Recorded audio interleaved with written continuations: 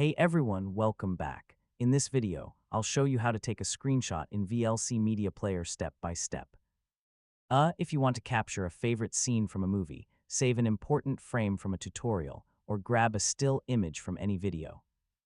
VLC has a built-in screenshot feature that makes it quick and easy. So let's get started. First, open VLC Media Player and play the video you want to capture. Let the video play until you reach the exact frame you want to save.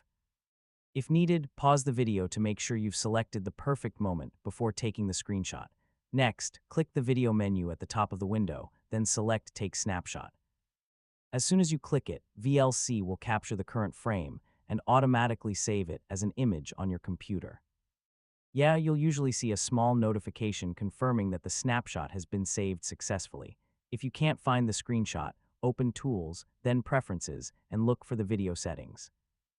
You can check or even change the folder where VLC saves your snapshots, making them easier to locate later. You can repeat the same steps anytime you need another screenshot. VLC doesn't interrupt video playback for long, so capturing multiple images from the same video is fast and convenient, and that's all there is to it. You now know how to take a screenshot in VLC Media Player using its built-in snapshot feature.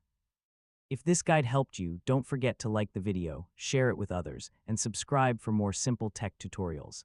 Thanks for watching, and I'll see you in the next one.